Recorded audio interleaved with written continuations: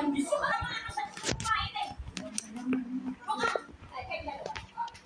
ng dalawa yun. Baka may bakating buhay ng hardware yan. Alam mo, tama-tama natin. Marami din bukas. Ay, ayun na. Tumawag lang ba na? Kaya po.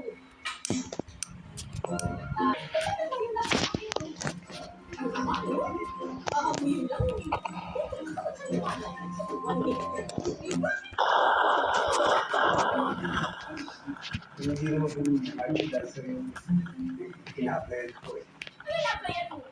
Pwede ko sana baka pwede ko maging pauser.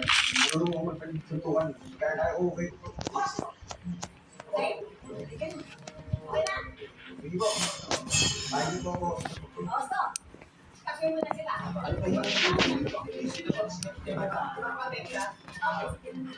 Ayan. Wapo mo. Jago! Jago! Namong ko siyang nalaman kong nakabalik na sa sagilin ko ang lupa. At kapagod mo, hindi lang pag-ibig kay Django, ginawa ng hayop na tabunan yan. Pati mga negosyo natin, itinamay. Hindi pwedeng bastusin ang hari ng ginagawang lupa. Yan tama tao natin. Ngayong gabi rin. Sandali lang. Umalma nga muna kayo. Kung susugod tayo ngayon doon, wala rin tayo makikita. Dahil sigurado kung wala ka doon.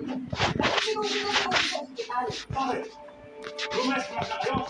May bumaril sa kanya kanina doon sa demolition. Tsaka Pakito, alam niyo lahat, 8 taon na kulong si Gabo. Kaya hindi natin alam kung ano yung pierno yung pinagdaanan niya, kung bakit siya naging demonyo. Oo nga, Boss Pakito. Kung ang delikado nga, sinugod tayo doon. Andito na si tatay. Ang laki ng grupo natin. Ano na ang tao dyan? Gusto ko rin naman talagang pumanti dyan. Sa demonyo yan. Pero gumamit naman tayo ng utak. Hindi natin kailangan magpapay. Tamalado ako. Buka sa mga lawa. Ako, maupang. Hindi mo gantihan ng anak. Gantihan ng tatay. Nakita mo, yung heart mo, ano ba siya, open to